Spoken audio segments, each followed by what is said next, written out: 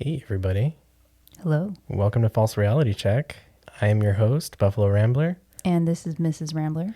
and we had the privilege of talking to Adam from Debra Gets Red Pilled. Yes, he is our first guest Yes. officially. It Such a was cool guy. it was a great conversation. I love having conversations where you forget that you're actually recording it and you get close. And it was a great conversation. We got to know him a lot better. Yeah, and if you're not familiar with his podcast, it's basically him with his mother-in-law, Debra, and she's She's she was blue pilled and she's Yes. slowly getting red pilled. So he's exposing her to various conspiracies and just changing her mind on certain things. Yeah. AKA Debra Gets Red Pilled. Exactly. It's a brilliant Very concept. clever. I love it. It's a brilliant concept. Huge fan. And we're big time fans. And so him coming on was a big treat for us. It was. So you can find Adam on Twitter. Yeah, at Debra Gets Pilled. That's his Twitter. So it's at Debra Gets Pilled. Debra Gets Pilled. And then you can also email him, I think, on debragetsredpilled@protonmail.com. Yes. And he loves getting emails. Support his show. It's a great show. He's in the middle of moving. He's making big moves and he's doing big things. And I'm super excited for him. And I love hearing what he has to say. I hope you enjoy hearing what he has to say. Yes. He's inspired us to do the moves that we're trying to do too. Exactly. So it was really fun talking to him. Yeah. And so we are hopefully we'll have more guests in the future, but I feel like Adam was the perfect first guest because we're so much alike in terms of how we think. And it was a fun time had by all, I think. Yeah, I think so. For sure. And you never know, we might end up on their show one day and we'll have him on again. Definitely. Yes. So awesome. All right, everyone, enjoy. Adam is an agorist, soon-to-be homesteader, podcaster, and one half of the entertaining and ever-questioning duo behind the hit podcast Debra Gets Red Pilled. Adam takes us along his journey down the rabbit hole as he attempts to red pill his blue-pilled mother-in-law by speaking to writers, researchers, and experts in the fringe, esoteric, and conspiratorial. As fans of his show, he was part of our inspiration for us to create this show and to pursue our own journey from urban city dwelling to rural country living. Breaking the chains we have placed on us by the state and indoctrination known as school, Adam boldly strives to live free on his land and to someday raise a family of intelligent, critical thinking, sovereign individuals.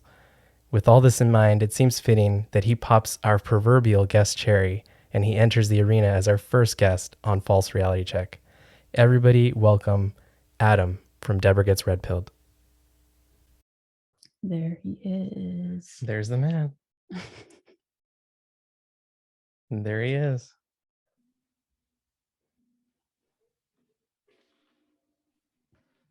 What's going on, guys? Can you hear me?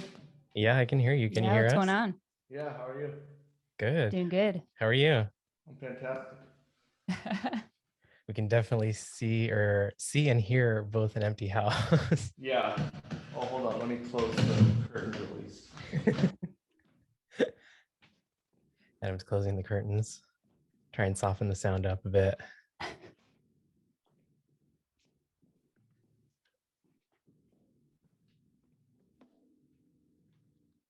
I don't know if that makes it any better, but I don't know. I think it sounds a little It's all better. good. Yeah. I mean, it's all good. Either way, we know you're moving, so it's not a big deal.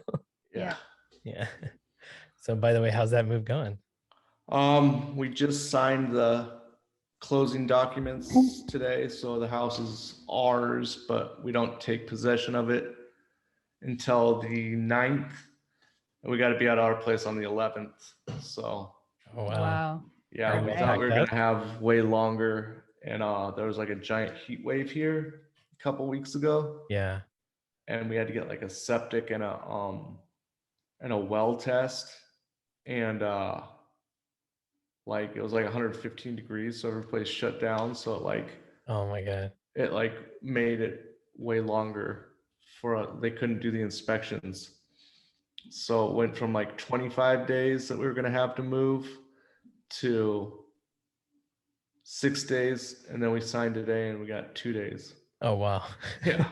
Like, is that like record heat or Yeah, normal? it's the hottest Oh, it's ever been in Oregon. that is crazy. Oh wow. It Yeah. was like 103. Oh, man. Previously was like the high. So That's crazy. are they messing with the weather, you think? Fuck Or yeah. oh man. Before we came on here, I saw some video on Twitter, and I guess some country in the Middle East that was using drones to like, I don't know, emit whatever, some kind of aerosol in the air, and it made it rain. It's like 50 Yeah, degrees see the Celsius over clouds. there. That's what Yeah. Yeah. that's what they do in Abu Dhabi. Yeah. But yeah, it's like 50 degrees Celsius, which is like 122 degrees Fahrenheit. Yeah. Pretty hot over there, but they seeded rain over there. Yeah. It's pretty crazy. So they can do it over there. They could do it over here. They just choose not to. Yeah, there's footage of John Brennan talking about it. Yeah. The aerosol Yeah. injections, quote Yeah. unquote. Yeah. It's happening. Oh man. Yeah, well, we're glad you could join us on this kind of you're our first interview guest. But we just wanted to have a conversation with you because we figured we'd get together and solve some of the world's problems that we have. Yeah. And, Are we recording? oh yeah, we're recording. We're done. Nice. We're going ripple effect style. Yeah, Just go for it. we're just going. We're ripping Cool. Right on. Yeah. I don't know. Our weather here, they're not seeding any rain, that's for sure. Well, I saw some, Did you see some chemtrails? I saw some like trails. I do the flight radar, like I check the flight radar just to see what's flying in the air if I see a trail, and it's usually like a private flight. There's no information, or it's a military flight. It's going to a base. Yeah. Yeah, I guess the chemtrails over like the southeast part of Portland, which is like where I'm at, have been crazy lately. I'm not in the habit of like looking up and trying to see them though. So yeah. I work like in a elevator shaft all day, so I don't look up at the sky that often, but I believe it. So You believe it's there. yeah. Yeah. So speaking of that, I'm kind of curious how this move is going to work out. Are you going to have to commute quite a bit, or how's that going to work out? Because you said you're keeping your job, right? Yeah. So I'm a union elevator constructor, but I'm in the Portland, Oregon, local 23. Okay. And our territory goes from like Medford, which is as far south in Oregon as you can go, Yeah. all the way to like Longview, Washington. So, I mean, if you live like most of the stuff's around the suburbs of Portland, but we do a lot of stuff in Southwest Washington. So sometimes it'll be a longer drive, sometimes it'll be shorter for me, but probably a little bit longer. Like I'm moving an hour from Portland. Okay. Oh, that's a bit of a commute. I know for us, I'm really glad I can work at home now, even though I still hate my job. But at least I have a job and I can make money, but I work from home. And we would get up at like what, 4:30 in the morning. Yeah, we'd get up early because we had to take care of the dog first, Yeah. And then I'm slow to get out of bed. So you're slow to get out of I'm slow to get out of bed. So we try to give ourselves some more time. But yeah, now being able to work at home and not have to sit in traffic in the morning, so much better. It's a benefit. And it's nice. Gas prices are so high here that we save a little bit in gas. Yeah. We spent it all on our trip though. So yeah. For sure. We made up for it on our trip. Yeah, I listened to both of you guys' episodes, so it sounded like you had a good time. Awesome. Oh, yeah, it was a great time for sure. It's definitely eye-opening, huh? Yeah. It really is. Yeah, we both listened to your trip too, and you hit the northern part of it, which sounded incredible. Yeah. Yeah. Made us want to go next time we go up. So where is Bear Lake? Is it in southern Idaho? Bear Lake is southeast corner of Idaho. It's actually south of Yellowstone. And so what's the closest other state? Utah. Yeah, the lake is actually cut in half by the border of Idaho and Utah. Yeah, so half of it. What's south of it? South of Utah, or south of, I guess, the like lake would be Logan City. Yeah, that would be like the biggest city where they have like a Sam's Club and a Home Depot and those kind of things. Yeah. So it's not insanely far. It's like an hour and a half away. There's other routes that are a little bit more scenic where people won't be rushing on you if you like to take a slow drive. Yeah. But it's just mostly pasture, that big lake, and it's kind of crazy when you come in. you didn't realize how big it was going to be. Yeah, it's pretty massive. It's like when it's you like an see it. ocean inside of, And it's you really know, clear and clean too. yeah. Yeah. It's awesome. Yeah. My dad grew up in that area, so we really like that area, and I think that's probably the best route for us to go. And Yeah.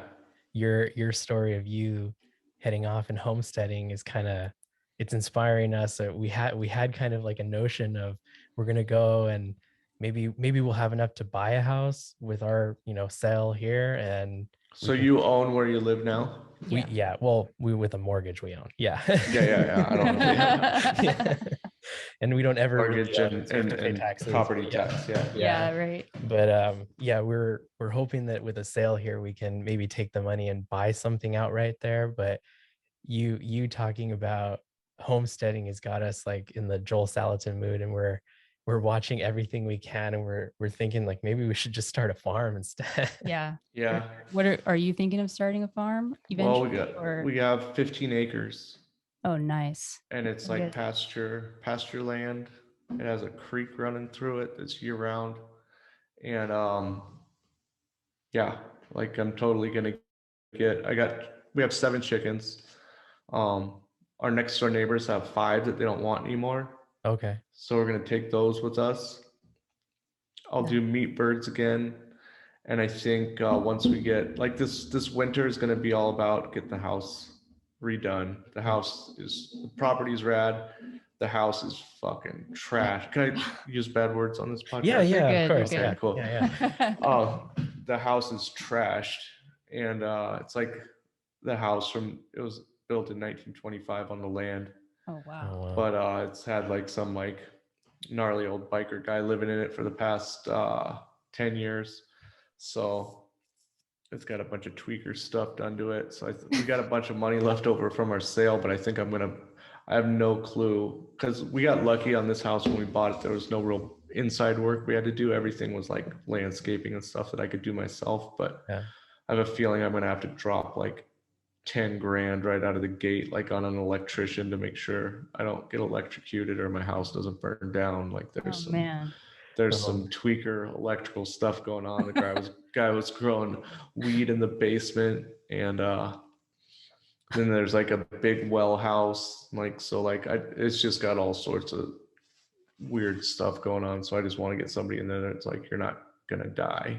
Like Yeah. Man. I remember you saying that you have storage containers on your property too.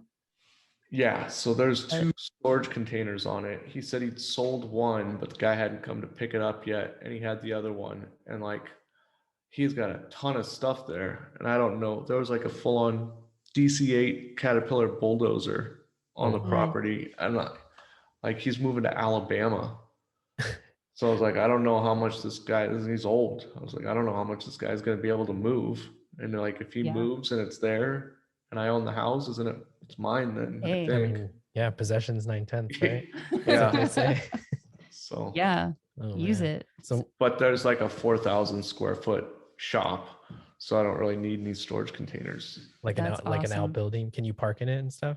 Yeah, there's like a whole he was like a biker guy, so there's like a whole section that's set up. I think he had like worked on his bike, and then there's like it's all like sectioned off into different rooms and stuff, so it's big. Oh, man. I think I would make the podcast studio in there. Yeah, why not?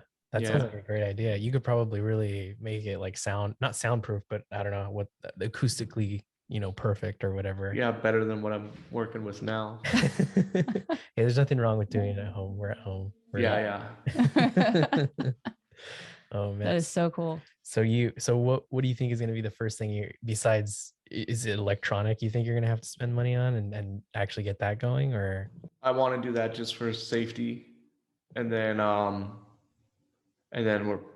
we're gonna like gut the house. I think we're just gonna all new everything.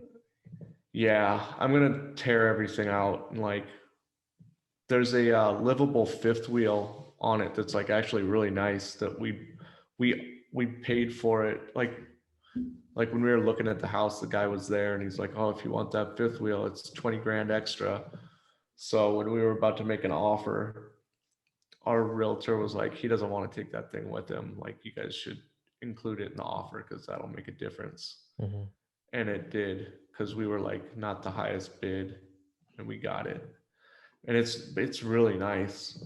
His mom was living in there, I think, and so we got that. If we need to like do a bunch of stuff in the house, we can go live in there. We were thinking about going in there straight away, but we kind of figured like maybe we should go live in the house and kind of get a feel for it and know what we want to do, you know.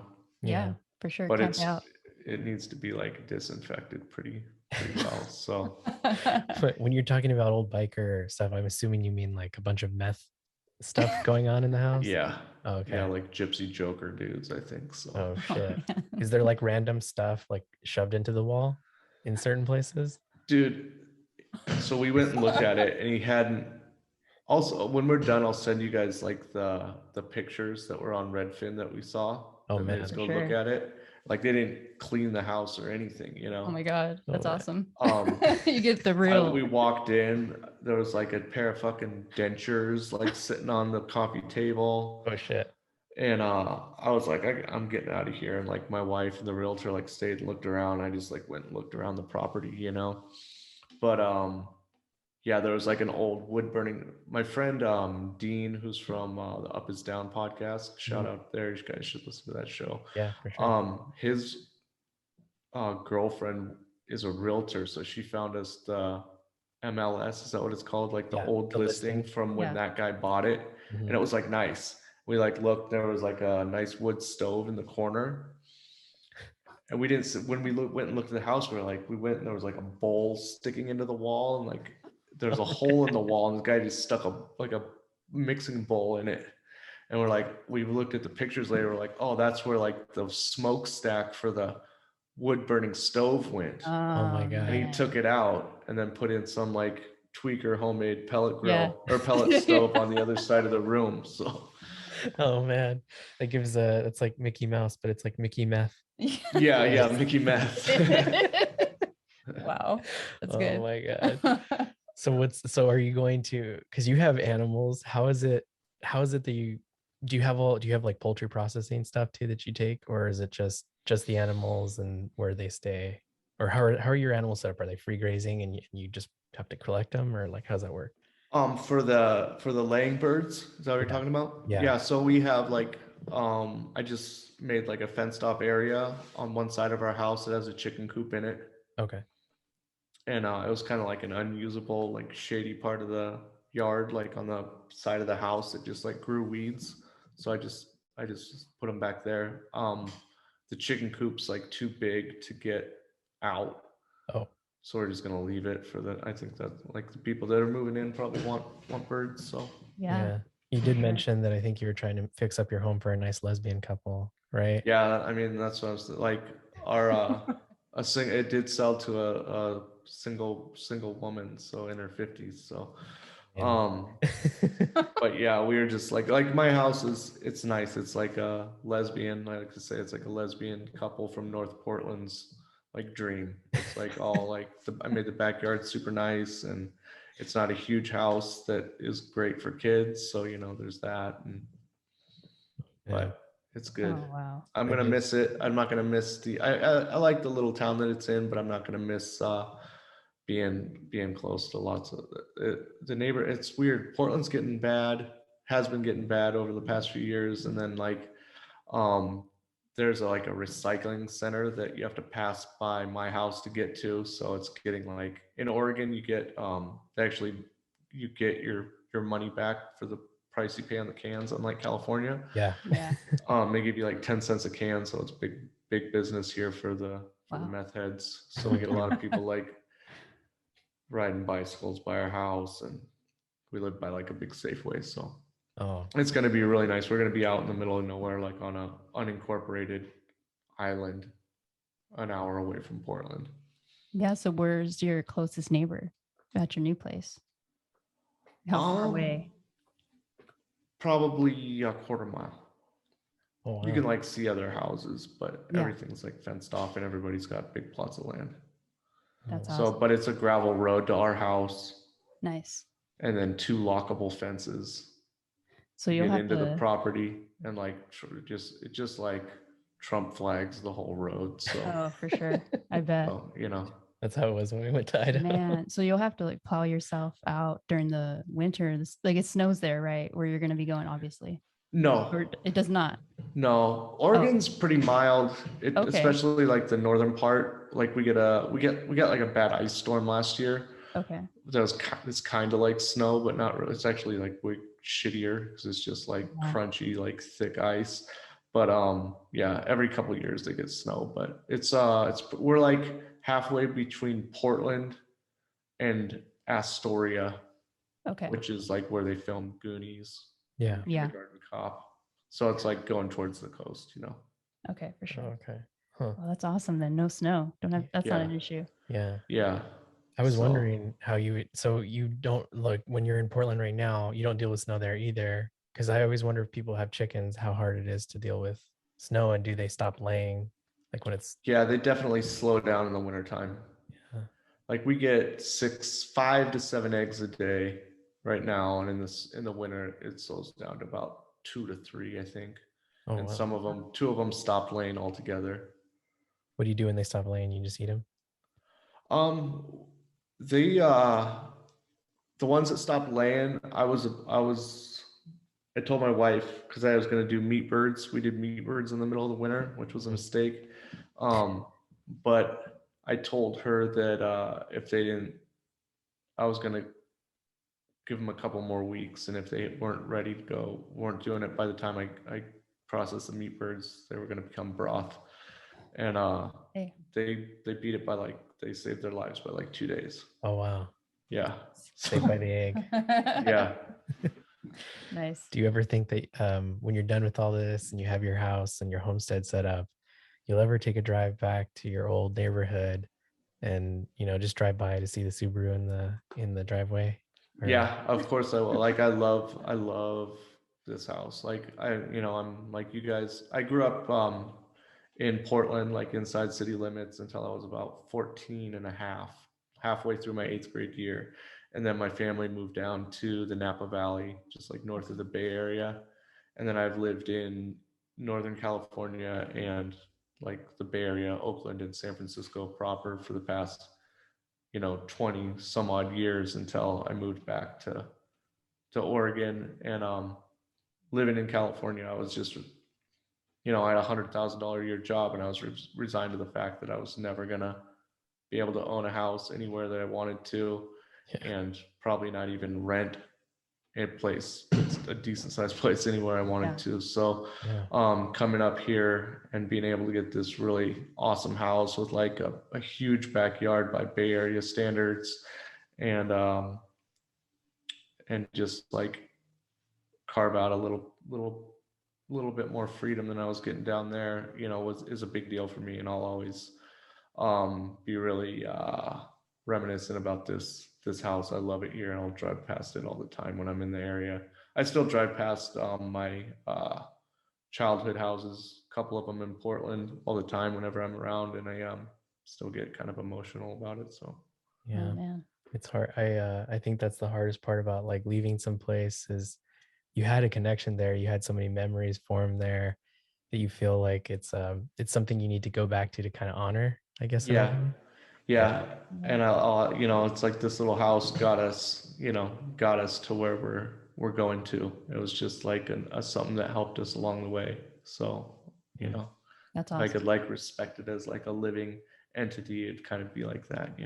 Yeah. Well, I think there are some like cultures that do that they respect the house, the home as like a living entity into it and of itself, so when you come in and come out, you kind of have to respect it and know that that's where you form the majority of your life is right there in the home. And so but now you're going to be in a better, bigger area. You have more space, you can do more chickens. Are you planning on doing anything else besides chickens, or just chickens for now? Yeah, so that's what I was saying. Like this winter is going to be all about getting the house ready to go, and then once it's like better and springtime comes around, I want to do goats. Nice. Yeah. And then pigs, and like I want to do rabbits for meat, and maybe a cow someday. Yeah. Couple cows. I was wondering if you're going to do rabbits. I was actually glad you just said that, because I was talking to you about possibly doing rabbits instead of chickens, because I know there's like a debate between people who do rabbits versus people who do chickens, and rabbits seem, at least the way Joel Salatin has his set up, where the cage is kind of open on the bottom, but they still move it across the grass. Above. Oh yeah, the pastured chickens. Yeah, the pasture chicken, but he does that for rabbits too. Yeah, I mean pastured rabbits. I want to do what he does in the wintertime. He has that big high tunnel. There's videos of it on YouTube. You'll probably find them if you go deep enough. I was watching all that stuff like nonstop for a long time. He has his chickens, or he makes this big, huge wind tunnel. That's where does he live? Like Virginia? So I think he get somewhere in Virginia. Yeah, Virginia. Yeah, I think it gets cold there in the wintertime. So he puts the chickens inside in the winter in this big high tunnel, which is like just a giant greenhouse. Yeah. And he loads in he gets like a foot of wood chips and fills the whole thing up. And then he puts the chicken cages above the ground, because the chickens shit all over the wood chips and then like stir it up. Yeah. But chickens don't urinate and rabbits do. Oh. And that like mixed with the chicken shit and their shit, and then the chickens moving it around, it makes it like the best dirt ever. So he takes, when it comes springtime, he takes all those wood chips that have become dirt with all that fertilizer in it, and he uses that for food, to plant food. Oh wow. And then he redoes it. And then I think he kills those chickens, or kills those rabbits, and eats them. Yeah, he's got it down for sure. His farm is pretty amazing. Yeah, I'm gonna ask for that book for my birthday, which is coming up next month. So it'll be perfect timing to get it. Wait, which book? He has like 14. Yeah. He came out with like that book that has like blueprints for everything that he builds. Oh. And it's all like scalable. You can like make it bigger or smaller. Really? It's got like, just, how like, I don't know if you've ever tried to go online and like try to find like plans for a chicken coop, and it's like all these places like want to charge you like $10 for blueprints. It's like that. It gives you like a cut list, like what tools you need, like what size everything is, and then you can just like, do the ratio and make it smaller or bigger. It's a huge thick book. It's all color. It's a couple $100, but it's worth it. That's definitely not. I bought a couple of his books recently. We bought like 3 of his books. Yeah. Yeah, I have Pastured Poultry Profits too. Yes. Yeah, we got that. Yeah, we bought that one, and I started reading. What is it? Everything I want to do is illegal. Everything I want to do is illegal. Yeah, I've heard about that one. I haven't checked it out though. Yeah. Pretty good so far. Yeah, we'll have to. It's a couple $100. We'll have to check it out. I didn't see that on Amazon. That's for sure. Yeah, it's not on like Amazon. You got to go to his website, I think, to get it. Okay. It might be called like Polyphase Design or something like that, or Polyphase Farm something. So I'm gonna look that up. Yeah, I'd rather give it to him directly off his website. Yeah, I think he'll sign them for you and stuff too. Oh, that's wow. Cool. That's worth it then. We'll have to get that when we actually get some land. Yeah, and we don't live in a tiny townhome. Yeah. Oh man. So we do you have a question? Oh, I don't know. Oh my God, put me on the spot. I just didn't want to jump in. I was about to say something. I didn't want to jump in on you. Go ahead. So I was hoping that we could talk a little Agora, and I don't know if I'm sure you do, but Joel Salatin's mentioned. Thanks for pronouncing it right. Well, it's I mean, that's how it's pronounced in Greek, right? Everybody says, what did they say? However people pronounce it. Everybody says agorism. Yeah, and then people think it's about growing stuff. I guess that used to really upset Samuel Konkin. Oh, really? People pronounced it that way, yeah. Oh, huh. Agorism. That's too like agrarian. Right. I don't like that. No, Agorist sounds better. No. Joel Salatin mentions a lady called Neethi Patel or Bali, Neethi Bali. Yeah, I think that's her name. And the food church. Have you looked into that? No. So she established a church, and I think it's over in North Carolina, where it's a 501c3. So she connects farms and growers and everybody together. And she basically, you have to be a member of her church, so to speak, but you can get like raw milk, unpasteurized cheese, She sells Yeah. meat. Well, not meat. shouldn't Like, say sell, but I mean, you donate and you get meat, and you donate and you get, it's a tithing. yeah. So it's So all it's just a co-op where you can get illegal food. It's the workaround. kind of, except you don't have to pay any taxes because you're a church. Yeah. So that's the whole like best part of it is you establish a church. You beat them at their own game. You circumvent Yeah. them at their own game. Yeah, and she Yeah. like she talks about her story and how she'll have inspectors come and harass her, but they can't do anything to her. She's a You can't church. shut her down. Yeah. But they still come and harass her and just try and shut her down. She got audited by the IRS her first 2 years, and then they left her alone after that. But for the most part, it's just USDA or it's FDA. Yeah. And she's like, probably the FBI. I have no idea who else. Yeah. But is that something you think you would ever do in your lifetime, to set something up where you kind of don't have to pay taxes? Because in theory, if you follow that chain and you buy, let's say, a farm in this nonprofit, it now becomes a part of a trust, which lasts forever. It's irrevocable. So you technically never have to pay property taxes on that land. Is that something that you think you could ever partake in? Hell yeah. Yeah, that's a great idea. I'd really want to look into that. You know, you're way more legally advanced than I am on all this stuff. So, I just like to read a lot about that stuff. I like to And beat them at their own game. YouTube is Yeah. very helpful too, for Yeah, sure. yeah. But it's nice to see that you're like actually basing it on stuff that that works, you know, like that is like when we were on Ricky's show the other day. Mhm. I hate all that shit about like maritime law and natural law and like, oh, I don't understand because I don't stand under you and all that stuff. It's like, okay, even if that stuff is legal, Yeah. even if you don't, like Aaron Russo proved, you don't have to pay taxes, Mhm. and two people got away with it and went to court and don't ever have to pay taxes again. It's like I'm trying to stay off the radar of the government, you know? Yeah. Exactly. Like if you don't want to, it might be true that you don't need a driver's license, insurance, license plates. You could put a sign on the back of your car that says I'm a sovereign citizen. A cop is going to pull you over. Mm-hmm. He's going to break your window out. Mm-hmm. He's going to pull you out of the car and he's going to pepper spray you and beat the shit out of you. Possibly shoot you. If you're one of those kind of people, you're probably armed anyway. Yeah. And then you're going to go to jail. You're going to sit in county jail for a month until you can make bail, or they let you out, or you go see a judge and they throw it out or whatever. If they throw it out, best case scenario, you're in fucking county jail for a month, you know? And I'm not trying to be an activist. I just hate it when people are like, you don't have to have.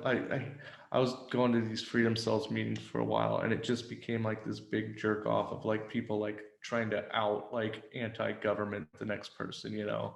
And there are people there like talking about all that stuff and like telling people, you know, you don't if the cops pull you over, you don't have to roll down your window or say anything to them. It's like, okay, maybe you don't. But that's this is how that's gonna play out, you know? Yeah. And like, I'm not trying that's to in be theory. This is in practice. yeah. It's like, yeah, so it's like the same thing. It's like the Constitution's it doesn't work for anything, you know? Yeah. Nobody respects it. They haven't for the past, since it was invented, they've been violating it. So, Exactly. that does sound like a great idea, and I like the fact that it could actually work, and that's definitely something I'd want to do if I'm my wife just started a business that she actually likes doing her job, and she's the boss and she's the only one there. Awesome. And why don't you plug it for her? Yeah, plug her business. Okay, it's called Alamano Skincare. Nice. I don't know the website's name, but it might be alamanoskincare.com.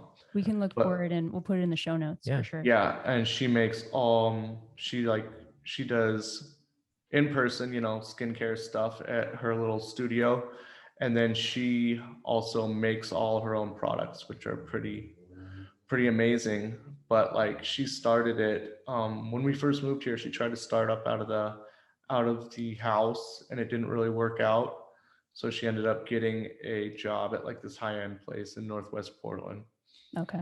She got cut down to like 1 day a week. Oh, She's no. making like $700 a month, Oh or man. something like that.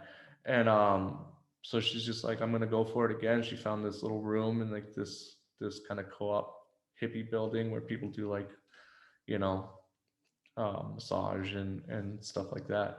And she's killing it. She's like already, I make good money, and she's already making more than me. Oh, That is wow. awesome. Nice. And yeah, we were able to move laterally into this other property that's way bigger, and has the opportunity to like way more than feed our family.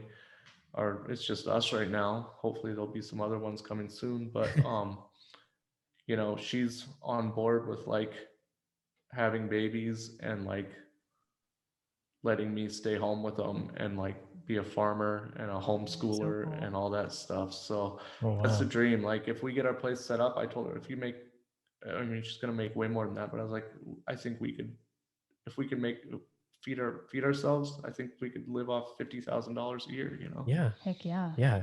That's It's totally incredibly doable. doable. Incredibly doable. I mean, Yeah. yeah, just live at your means, I Yeah. mean, we don't really watch TV anymore. Does Mhm. anyone, do you need TV? You can cut that out, Yeah. Yeah. cut out Netflix. Cut out Hulu. You'll probably need internet to continue your Yeah. podcast and Right. share your journey, what's going on. Because I want to see that. Yeah. Please don't stop.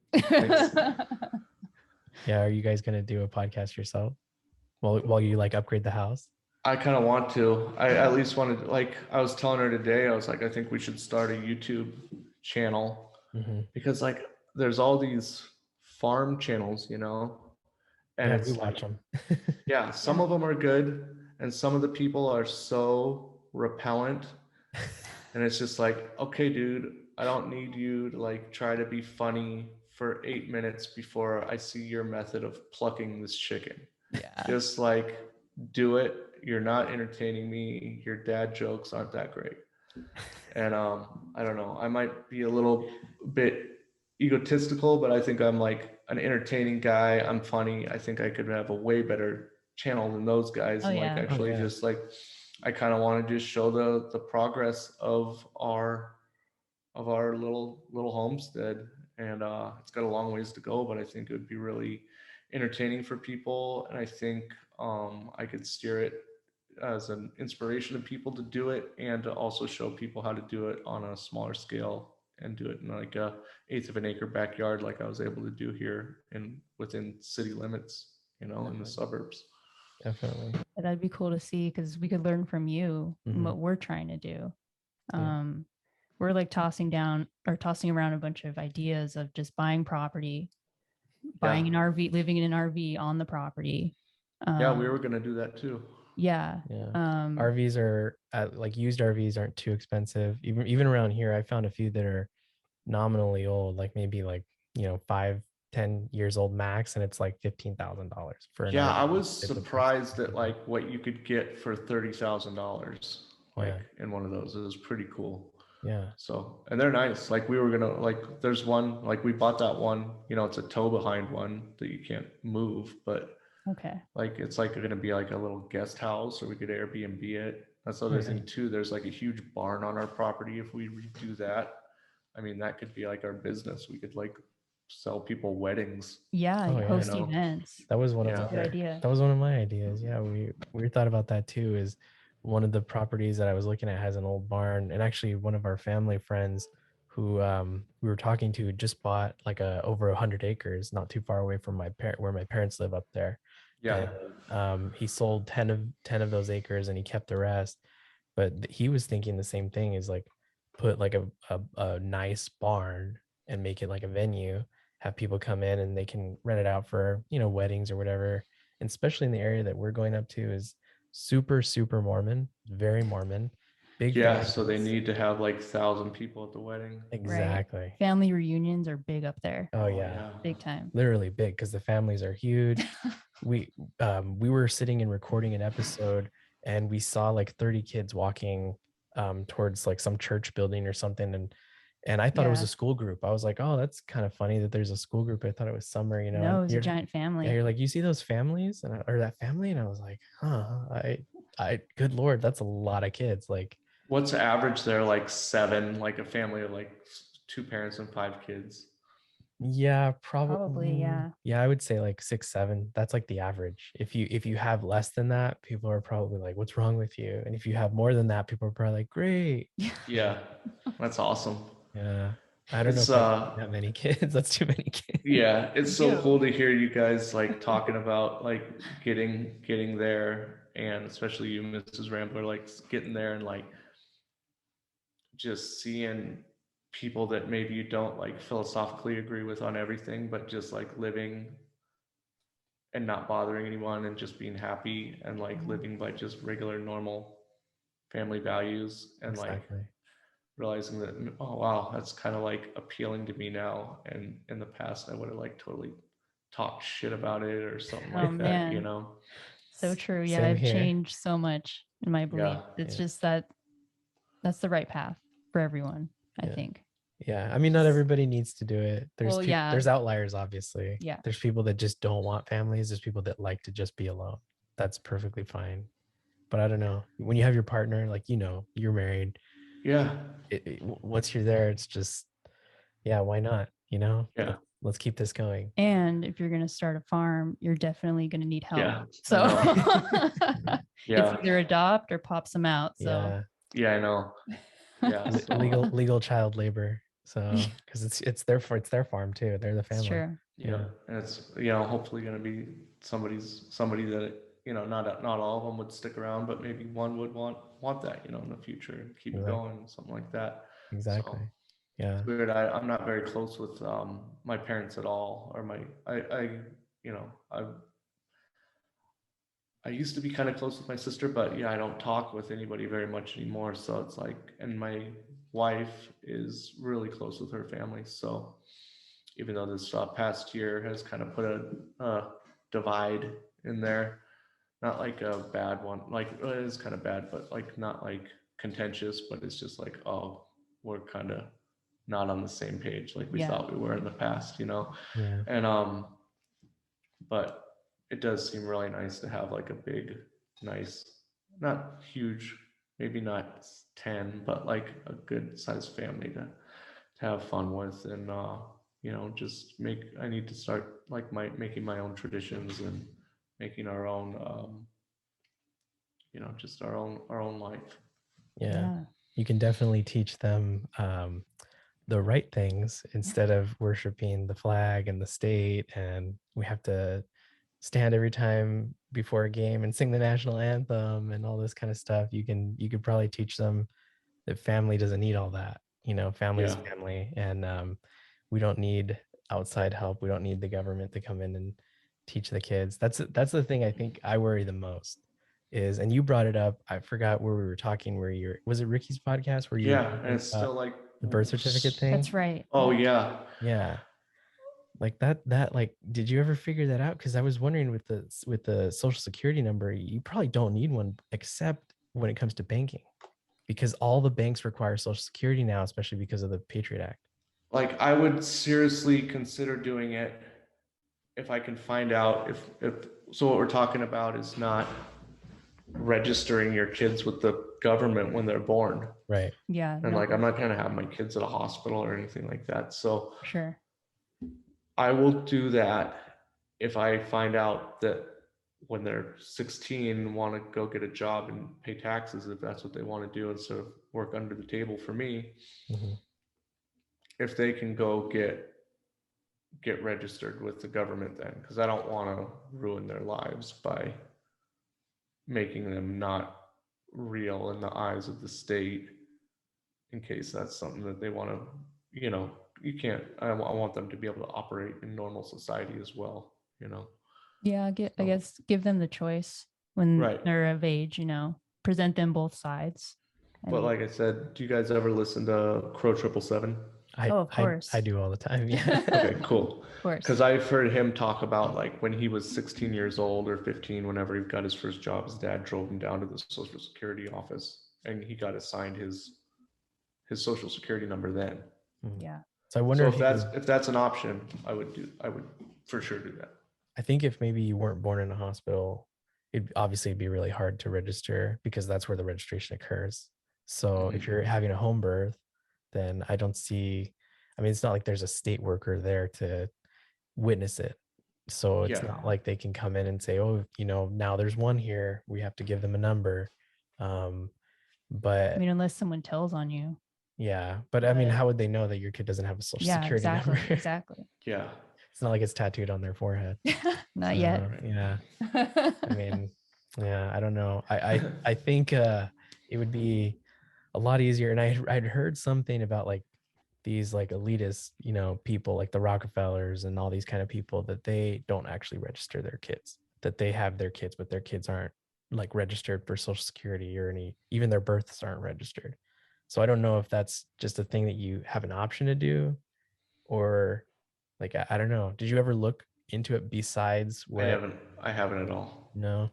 Yeah. I think I'm going to look more into it. I'm going to see if I can find out because as we get closer to moving up there, I am, I wasn't really wanting kids, but now if we are going the route of growing food and, trying to do something a lot different than what we're doing now, I think it would be nice to have kids and, raise them and kind of have, like you said, the traditions and bring them, my parents are pretty good. I have a really close relationship with them. So, my brother and sister, they were raised at a time where my parents didn't have a lot. And so, they were older. Yeah, they're older. My sister's 13 years older. My brother's 10 years older. So I was the last one. I was probably the one that they actually planned for, but the other ones, they might not have planned for them. And there's like a headbutting kind of relationship with them. There's always been some kind of contention. They get along now, but it's still very, like my sister doesn't ever want to go up to Idaho. And my mom's from Mexico. She doesn't ever want to go to Mexico either. She just doesn't want any connection any more than she has to. My brother is kind of the same. He's changed a little over the years and softened up. So I don't know if it's something that like parents, when they have more resources, like do you wonder that like when you have kids, because you guys are going to be on a homestead, do you think that the kids are going to be like oh, how come I don't have like an iPod or an iPad like all the other kids? And because I feel like that's how my siblings were. And when I came along, I didn't really care for all that stuff. It's not like I was wanting for anything, but I just didn't care for that stuff. I wanted my parents, Yeah. So I don't know. I don't even know if I'm going to deny my kids that stuff. I might just be like a radical unschooler. Okay. It's kind of, never mind. But I don't know. I think that all that stuff can help out too. So I was up at a friend's homestead in Washington State on the tail end of our trip, and I saw the way that they were raising their kid, and he was like playing video games in the morning, and like it was he was playing Ghostbusters, and like there's parts where it stops and like text comes on the screen. He's like 7 years old, and he's just like, "Hey mom, can you come tell me what that says on the screen?" She's like, "Nope." So I mean, that's like learning how to read. He was like, "Can we look up a YouTube tutorial on this game?" And she's like, "No, but you can look up one that's in writing, just on the internet, like stuff like that." So okay. I don't know. Did I totally just skirt your question about? No, you didn't. I'm always curious because we live in the city. You live in the city right now, but you're moving out, and I feel it's very easy for parents in the city to just put a screen in the kid's face and to say, here. I know that my nephews have, that's happened to them, where the parents have thrown the screen in their face because they're bugging or something. And I know that that's like a parental thing to just want to kind of pacify your child for a bit. And but I think a lot of people that do that said that they would never do that. I think so too. And It's true. I'm glad you said you're not putting your foot down, never going to do something like that. But there was a time when in the recent past, where I said that there's like, oh, my kids aren't going to have TV or video games or any of that stuff too. So. Oh, really? You used to think that as well? Yeah. Oh. I used to think all sorts of stupid shit. Look at like my podcast. Like, I believe in the dumbest shit in the world, like. Hey. I don't think it's dumb. I see no problem with what's going on. Can I ask how old you guys are? Yeah. We are. How old are you guys? We're both the same age. We're 33. We're lucky 33. All right. Yeah. So you're younger than me. I'm almost 42. Okay. And when I was living in San Francisco, I was living in Oakland, and I moved over to San Francisco. I moved in with my wife before we were married. And I wasn't awake yet, I was starting to like kind of realize stuff was weird, and I'd had a bad relationship with alcohol for a real long time, and I got off that, and my brain was like starting to clear up and like click again. I don't know if it ever clicked before, because I started pretty early, Mm-hmm. And I got tricked into like the whole thing. Before I got married, I went and I got a vasectomy. Oh no. And I was like, I'm never having kids. I think I made that choice when I was 36. Oh wow. And like a couple years went by, and my wife supported me in doing it, but I could tell that she was like upset, when I did it, or didn't want that like final decision, but didn't want to like stop me from doing it just because she wanted to support my decisions. Right. But just through like listening to freedom-minded people and kind of developing this whole other philosophy on life, like I was like, I got probably about 2 years ago, I was like, man, I started thinking I fucked up, I shouldn't have done that. Mm-hmm. And I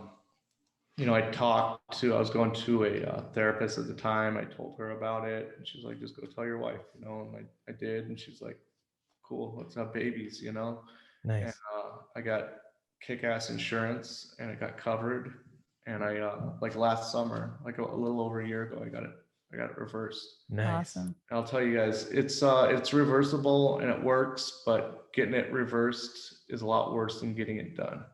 Really? So yeah, it's like a real surgery. Like getting it done is like 15 minutes. Yeah. They give you like a Valium, and like it's 15 minutes. Yeah. And like getting it reversed was like 4 hours going under the knife. Oh man. Oh my God. Like 2 weeks of time off work and stuff like that. Oh my God. But I'm upset with myself that I did that, and I kind of think like, man, if I could go back, I wish I would have had kids at like an early age, or earlier, but everything's worked out like pretty well, and hopefully that we can make it happen soon. We're trying. Nothing's happened yet, but you never know. When you're least planning for it, it'll happen. Yeah. That's usually how it goes. Wow. Yeah. That's That's just saying like it's so easy. Like, I was totally tricked into that whole like, oh yeah, this San Francisco mindset of like, oh, having kids is selfish. There's so much traffic. Like, man. Yeah. No, I mean, at one point we discussed him getting a vasectomy also, because we kind of had that mindset too. I had thought the same as you. I thought, well, we're not going to have any kids, so why don't I just make it for sure? I'm like, oh, this world is so crowded. I'm glad you didn't, man. And even if you're still thinking that way a little bit, like just wait it out. Wait till you're 45. Yeah. Because, I'll wait like it I out. said, like what did it for me was like I listened to, I mean, you guys are in the liberty world, you know, Dave Smith is. I listened to Dave Smith talk about having kids, and I listened to Sam Tripoli, who's like my conspiracy hero, talk about having kids, you know, and it's like, oh wow, those two guys, it's a funny mix of people that I look up to, but you know, it's I heard them talking about how great being a dad is, and that made me want to do it. Like that's like all I want now. So that's awesome. And you're going to be in a great situation where you're going to be able to teach them and take care of them the way you want, and everything does work out. It really does. Yeah. I know it's a little woo woo, but I do put a lot of focus on my life on like intentions. If you put your intentions into something, if you put your will into something, it will work out. It'll manifest itself. It does. We I mean, this podcast kind of started haphazardly. We didn't really think it was gonna take off or work out. We didn't think we'd connect with you. We didn't think we'd connect with anybody. And we've had such an amazing week connecting to so many people that we just keep connecting to more. And it's like, wow, there's people out there that think. Yeah, it's so refreshing for sure. You started the week off with your first recap, then you went on the ripple effect, then you went on Union of the Unwanted, which is rad. Yeah. And now you're talking to me. It's like, Jesus, where do you go from here? You know? Oh my God. Like you were at the top of our list, Adam. Where do we go now? No, seriously. And it's so crazy because like, I don't know, like I remember, I'm not saying I'm a big deal, but it's probably like a big deal for you guys to talk to me. Yeah. And you have like, way more I'm just having a great time. time just sitting here like talking to you guys, you know. And it's like I remember you know, when people were willing to talk to me on my 8th episode, I was amazed, and people that I looked up to were like so nice and kind to me and like helped me out. And like, you guys keep going, and in a few episodes you'll be in my seat, you know, talking to somebody that's starting out and helping them out. So yeah, for sure, that's what we plan on doing. Everybody's passing the kind of goodness onto us. I want to pass it off to other people and talk to other people. And when did you think that, when you started doing the podcast, when did you realize that you had something that's kind of has some magic in it, where people are attracted to understanding just how your mother-in-law, who's a San Francisco blue-pilled, like old school Democrat, and you're just gonna red pill the shit out of her? When did you realize you had a hit? Man, I don't know. I was almost gonna call it, you know, pretty early on. Like I was just like, man, this is hard to do. You know, it's kind of a pain. I'm still like really nervous every episode. Do I really want to be doing this? And then, I don't know. I don't know if I ever realized that I had a hit. I just knew that some shows were really, really bad, and some shows were really, really good. And the really good ones started getting more and more, and the really bad ones, they still happen. I'm still like 1 out of 4 are terrible. Like, and it's not always your fault as a podcaster, and it's hard to like to separate like your performance from maybe a guest that didn't do the best on your show, you know. True. But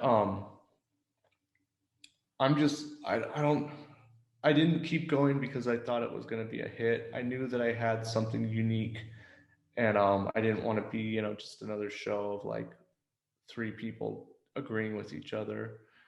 And I think just maybe getting some of those victories of like her being speechless and not like being able to say anything and being like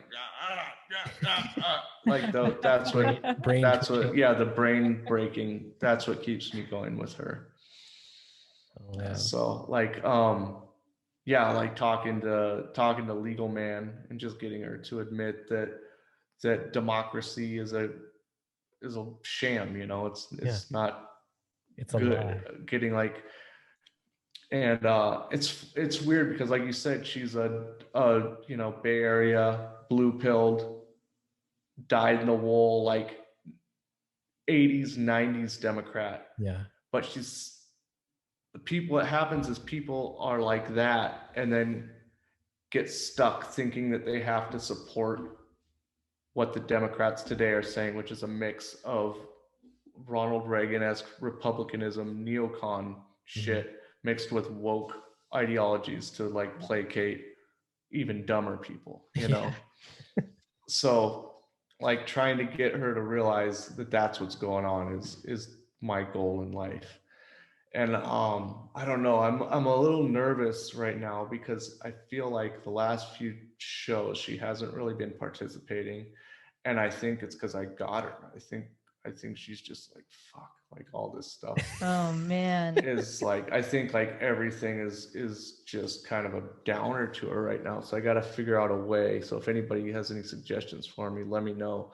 But I don't know. I'm in a it's hard because I talk to people sometimes, and a lot of people are like really swallowing this whole black pill ideology, and it's not for me, you know. Like Yeah. I'm like hopeful.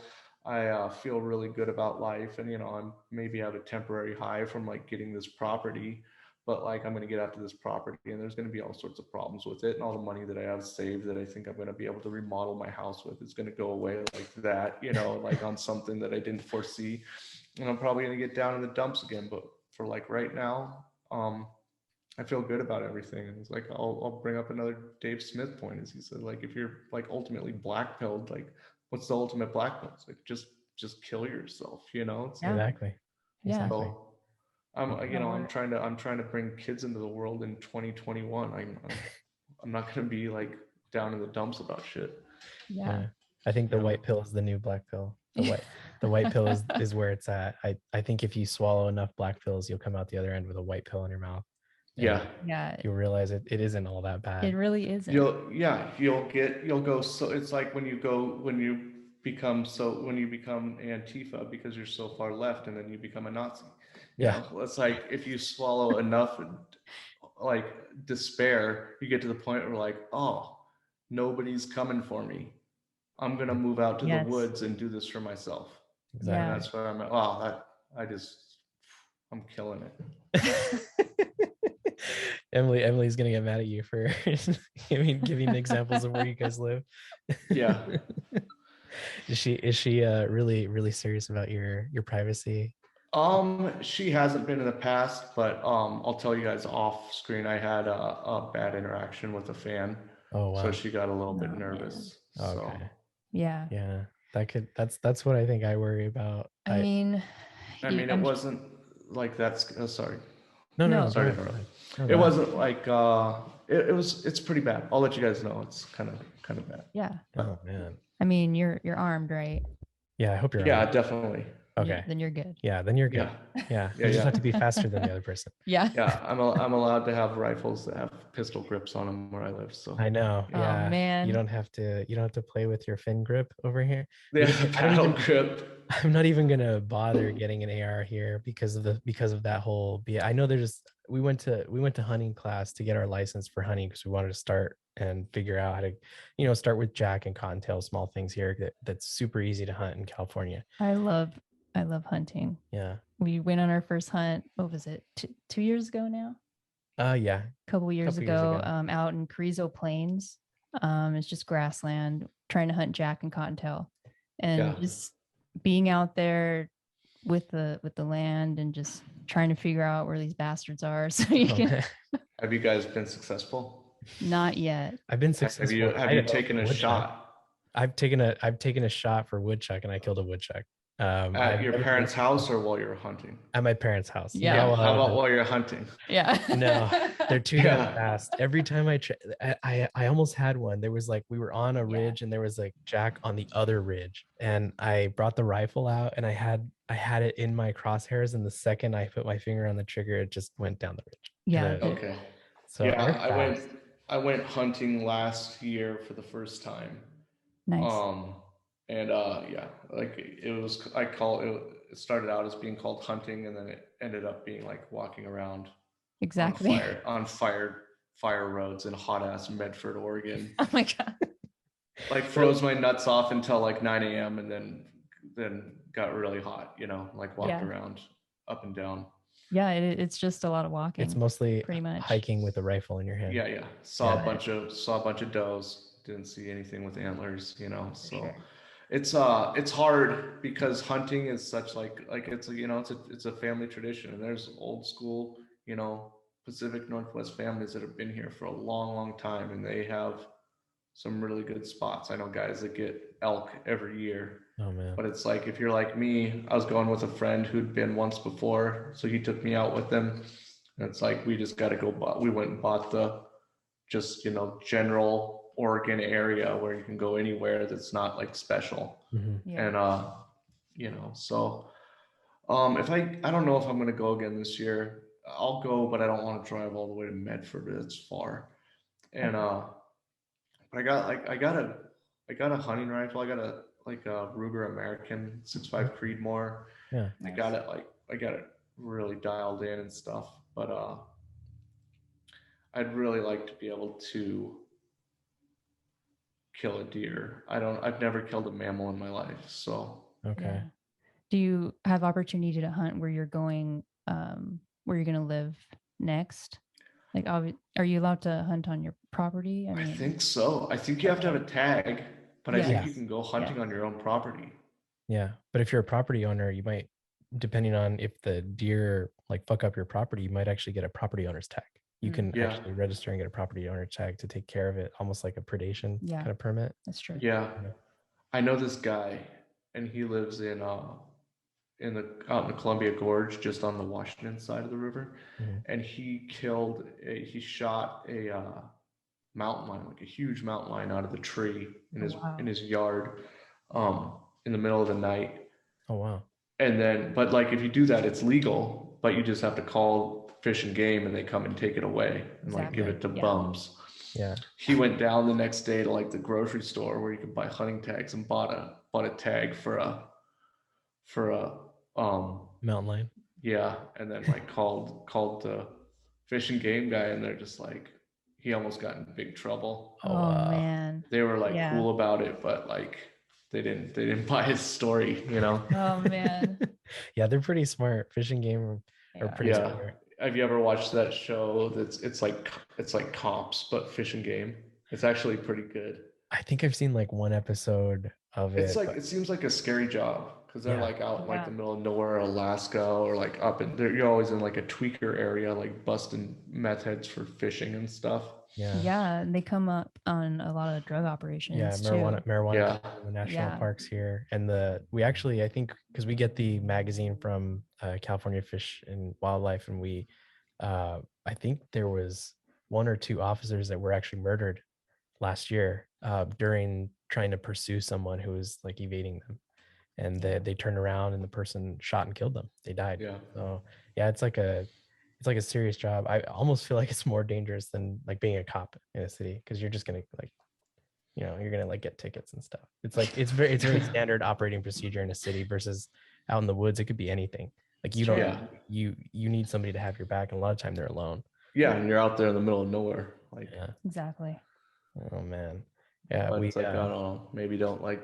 I saw like one, like they were like down by Fresno, and they had to like, he found like these 3 like gnarly looking like Vato dudes like fishing. Oh man. It's like, I don't know, maybe just let them fish for rainbow trout and come back tomorrow or something. Move along. Probably not the worst thing, Right. I didn't see anything. I'm just gonna walk away. I didn't see anything. Yeah, I think I would be a horrible like game warden or police officer, just because I don't like the rules. I think a lot of rules are dumb. So I would probably be the least enforcing officer ever. But you got to consider the conservation aspect of it too. That's probably the only thing I care about. That's the argument. Yeah. That's probably to me, the government fails in most every aspect except for game management, because the numbers of elk kind of prove that part of the government actually does function well, since the elk are coming back. I mean, there used to be millions and millions of elk across the central United States. And they all got shot out. They all got murdered. But now they're coming back. They're reintroducing elk and wolves to state. I don't know about the wolf reintroduction. I'm not all about that. But the elks, at least in Idaho, the elk population is surging. Wyoming, it's surging. Colorado, it's like, if you can get a Colorado like male elk, that's key. I ate some elk when we were in Colorado, and it was really good. There's some big ones here too, out in Eastern Oregon. So. Oh really? Yeah. I'm not. I don't I'm know. not- Maybe they're not as big as those. Maybe they're relatively big. I don't know. I've seen like pictures of them, and they're almost 1,000 pounds, I think. Oh wow. Wow. Yeah. It's a lot of Maybe meat. I'm totally wrong. I wonder, are the tags really expensive where you are in Oregon? I think it's more expensive than like a deer tag, $70. Yeah. But that's usual. deer season, rifle season's a month, Oh and but elk season's like a week. yeah, it's Wow. really short. Yeah, It's, and you have to go in the winter in Eastern Oregon. It oh, does snow there. So Yeah. huh. Oh my gosh. Is Eastern Oregon higher in elevation when you compare it to where you're at in the western? yeah, it's high desert. Oh, oh man, yeah. It's Wow, just like- like, that's really cool. Like Bend. Bend is where Mount Bachelor is. okay. Yeah. And it's like you go out there. That's like Central Oregon, but you go like east and yeah. I took a road trip when I was just out of high school. I took a road trip with my dad. We drove up.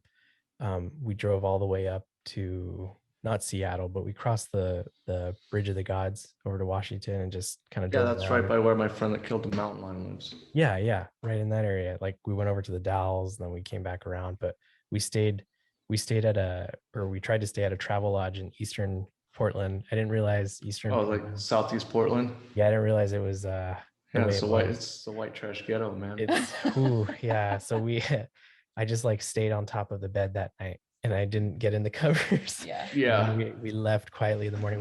We gotta leave. We have a family emergency. Oh, okay, no problem. Yeah, that was a big transition for me when I moved back here, was seeing like impoverished urban whites, Yeah. like who'd been like living in city limits for like generations and generations, and they don't really have that. I mean, they got that in the Bay Area, but you got to go out in like the suburbs, like nothing. There's no like, there's no like white trash ghetto in San Francisco. Okay. Oh man. Yeah. We don't really know the Bay Area too much, not as well as you know it, because you lived there for quite Yeah. some time. But last time we went, I remember the smell. Yeah. I remember the feces smell. I Yeah. remember In San Francisco. in San Francisco, Yeah, it as smells like you're piss, driving through, it smells like piss, smells Yeah, like it's feces. just so crowded. It's I mean, I super thought crowded. LA was crowded, Oh no. but San Francisco is it's crazy. Yeah. And the buildings are just so close together, and It's Tartaria, Yeah. it's I Yeah. mean, like they were, come on. We started watching the documentary you sent over to us. So yeah. Yeah. we started to get into that, and the more we watched it, we're like, this shit, they're just straight lying to us. Like this It's is crazy. this is all a fucking lie that we've Yeah. all been lied to. And it's kind of what was out here, what was really like, what was past, like what the Appalachians when they first came over from Well, the beginning, what was here? Was there a whole nation here that we just weren't aware of? you have Mormon history, man. So Yeah. that's like the argument that I agree with the most, is Mormonism is like really related to Freemasonry, right? It is Freemasonry. It's Yeah. almost a complete copy. The temple ceremony. So yeah, I'm not Mormon, but my dad's family is Mormon. I stopped going to church when we were 10. So Okay. I have a very limited experience. I have 10 years to go off of. Were you given the choice, or did your family just stop? My family stopped, but when my parents stopped, they had some issues with the church, and it's a Mormon people. There's really nice Mormon people, then there's like really judgy Mormon people. Yeah, I got you. My parents couldn't stand the judgy ones. Yeah. And they gave me the choice to keep going. So I actually kept going for another, like maybe, I don't know, a month or so with my friend who lived around the block. His family they were Mormon, so they drove me to church. But then I asked them, do I have to keep going? They said, no, you could do whatever you want. Nice. So I stopped going. And yeah, but where we're planning on moving, that whole area is historical landmark after historical landmark of Mormon pioneers coming in, settling things. There are buildings there that look much older than the 1800s. Like they say they were built in the 1800s with limestone that was quarried like, Yeah. 40, 50 miles away. They had to bring it with oxen and all kinds of The stuff. tabernacle that we got to look at, that was some pretty nice. We didn't get to go inside to do the tour, maybe next time. Yeah. But just the outside of it. So it's very intricate. But Or- yeah, and then you just go back, and what town was that tabernacle you're talking about in? It's in Paris, Idaho. Okay, so go back and look. When was Paris, Idaho settled? Yeah, it was settled by What, Mormons. like 1850? It's like, yeah. Yeah. Something like that? 100, Okay, look 1800. at the population of Paris, Idaho in 1850. What is it, 12? It was like 30. Yeah, and Max. they built this amazing, Right. huge tabernacle with like a 75-foot tall steeple and like out of quarried limestone for Yeah. all 30 people that live there, you know? Yeah, all 30 So, women, yeah. women, children, and men. Right. Yeah, if you can break it down, like my favorite theory is that the Mormons and the Freemasons were the ones that were sent west to do all the dirty work Yeah. and like blow most stuff up and get rid of all evidence of everything else before people started coming west. Yeah. There's a lot of corrupted kind of Mormon history that I know my dad's had like heavy heated arguments with family about because he's looked into all this stuff. No, they don't hide this stuff. Was You know, it this the salamander which thing? Is that what it was? Netflix made a documentary about it. There was this huge scandal in the 80s, and like all these Mormons like started getting their cars blown up. All these like researchers, there's all these guys who like traded in Mormon artifacts, like made money off of it, you know. Oh. They're like collectors and stuff. I don't think they were Mormons, but they're all kind of like shady, like Christian research kind of guys, you know. They could probably like have like a really good conversation with you about like Nephilims and stuff. Okay. But they were like finding all these old, like they'd find like letters from like Joseph Smith and resell them or sell them back to the Mormon church and stuff like that. But there was this one document that and it was something about to do with a white salamander or something like that. And it contradicted something to do with like the origin, like Joseph Smith's origin story. Oh, interesting. And like all these people like started getting like car bombed and stuff. It's on Netflix if you still have it. I'll find out what it's called and send it to you guys. Yeah, I'm not sure. I'm not sure I've ever heard of that. Yeah. I mean, I know my dad. That's probably because they covered up history, bro. Yeah. But they don't really cover it up. Like if you're Mormon and you go to the church, you can go to Salt Lake.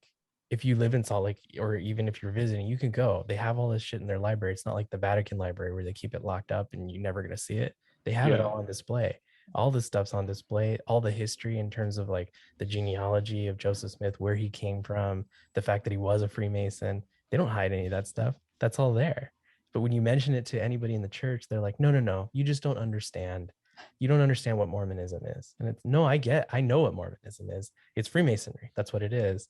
The temple ceremony is pretty much the Freemason ceremony. So when I was much younger, I thought if I joined the Freemasons, it'll be a good networking thing to, talk to people in the town and I can, make some connections and maybe some business connections. So I went in and I that's what it is for, I think, 99% of Freemasons. Right. Exactly. Yeah. And so I thought, all right, if I just pay their membership fee and they vote me in, great. Now I have all this list of people I can work with now or talk to. And I went in, it was just a bunch of old dudes. How old were you when you did it? God, I was We're still in high school, right? No. I was over 21. I was like, okay. Must have been like 22, 23. Okay. And I went in, super nice guys. Everybody was very nice. Everybody was very kind. They were asking me what I knew about Freemasonry. They told me some things and they said, hey, do you want to come for one of our, we have a temple ceremony coming up. Do you want to come and just watch just from the side? And yeah, sure. No problem.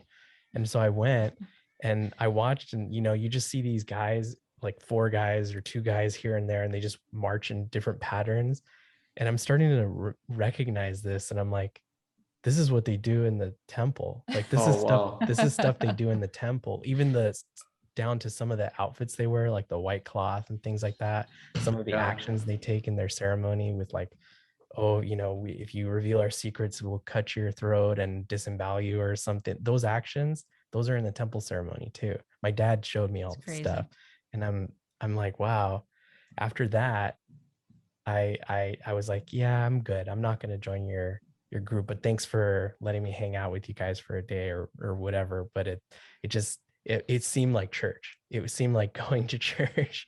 Is there full on, is there like Mormon based Freemason temples or lodges? Yeah. Like all No. Mormons? I mean, don't maybe think maybe in Utah. We Maybe. didn't drive through the streets of Salt Lake. Maybe there 'Cause might be. they have black ones. They do. They do have all black Freemason groups. Yeah. But I feel like Mormons try and keep a little bit of distance between the Freemasons and their church because they know Okay. that link is there. So they Oh, won't ever yeah. mention it. And most people who are Mormons who are like really well involved in the church, I have a lot of family who are very involved. They work for the church, that's their livelihood. And they just they won't talk about it. They don't mention Freemasons. I'll mention something about like Illuminati or Freemasons, and they just kind of look at you like, well, we don't talk about that stuff, Yeah. Yeah. But yeah, it's just something I grew up with that wasn't we just didn't dig into it. But I was baptized in the church. I chose my brother to baptize me when I was 8. That was something that I did mostly because I thought it was something you're supposed to do. I mean, you went to church too when you Yeah, were I was younger. baptized Yeah. Christian. Yeah. Well, So it was would- just something that, Yeah, that I we all mean, do. my parents made me become a confirmed Catholic, and neither of them are Catholic. oh You know, wow. wow. it's like kind of like what I like to think about. What's the deal? I don't like it when people give Mormonism a hard time and say like, oh, it's a cult, but it'll have no problem with like normal Christianity or Yeah. Catholicism where you like go and you like drink blood and eat flesh at their services. Right. And what's the difference between Catholics and Mormons? It's just 2,000 years. It's like Yeah. Yeah. It's really, I can't give them too much of there was a time when I was younger where I hated on them and I was like, these Mormons, and like missionaries would come by for years after we were out of the church. Missionaries would come and visit because that's what people do in the church. They send you yeah. missionaries to talk to you to try and bring you back to church because that's what's going to convince you to come back to Oh, church. they send special ones out to you to get you to come back. Yeah. Yeah, they're usually riding bicycles Yeah. around and they just show up at your door and They just want to talk and, oh, we just want to talk to you and see how you're doing. They make Just it in very case you didn't know, they come to your door too if you weren't Mormon Yeah. in the past. yeah. Oh, no, So- I know. Oh yeah, yeah. but usually you like if you leave the church, you haven't gone in for a while, the people will send them to you. Like the church will send them to you. They're like, oh, we got to convince you to come back Yeah. to the block. And so whenever I see them, I used to get all upset, but that was my dad. That's how my dad met my mom. He was on a mission and he met my mom. And because of that, I'm here. So I can't really hate them. And Yeah. I can't really talk crap about them. So it is what it is, but we're moving to like the center of it. Yeah. No, but I mean, the Mormon families that we hung out with were they're just normal, Very cool very people. family centered Yeah. people that were just raising their kids right, homeschooling, Yeah. giving them responsibility. Not vaccinating their kid. Yeah. Yeah. So, I mean, they may be Mormon, but they're still cool people. Yeah. So no judgment. How are you dealing with I know Deb's vaccinated, but how are you, like, I'm sure did you say your parents are vaccinated, your family's vaccinated? Oh yeah. Oh man. For sure. How are you dealing with that? That kind of bugged to know mine. A lot of my family are vaccinated. There was no thought in my mind that it wouldn't ever happen. Like, I don't really talk. It's a bummer. I've shared about it on the podcast before. Like, I'm just kind of bummed. Like, I'm resigned to the fact that for the rest of my life, I'm probably only gonna talk to my parents about like the weather or maybe a recipe that they found on YouTube. And it's funny, but it's kind of a bummer. It's like that's I can't talk about any of this. I don't think they know I have a podcast. And like my main gripe with my family, like they just don't seem to be really interested in my life at all. And I understand, like I put them through a ton of shit, when I was 15 years old to 32, I was a scumbag, and so like I kind of stopped emotionally growing at 15 because I was addicted to alcohol. And that's kind of how I'm almost 42 years old. Like they treat me like I'm 15. Oh man. Wow. So I mean, it's all my doing. So, but I got into it with my mom. Like didn't get into it, but just like one time, like we were talking about selling the house and moving. It's when we were considering maybe going to a different state when it was real bad here. Mhm. And I was like, we're gonna go try to find a place, that's more free, maybe. And she was like, well, what do you mean by more free? I'm like, oh, a place that's not, really locked down. And she goes, what do you mean? What do you mean lockdown? Like she didn't know what this was in like March of 2021. Like, Oh What? man. and she lives in Southern California, This you is the worst know? lockdown area. Yeah. And Wow. So it's just and normal. yeah, so and then I was just like, well, I was just like, Mom, they've been, locking people in their houses for the past year and a half. You didn't know about that? And she's like, oh yeah, but that's gonna change soon, right? I go, I don't know, maybe. Oh, And man. then I was just like, we're not. I know you probably have a different opinion than we do, but we're not going to get vaccinated. So, there's a pretty good chance that I might lose my job, and we don't. We just want to, be someplace where we can be left alone. And like, as soon as it gets there, she just like changes the subject.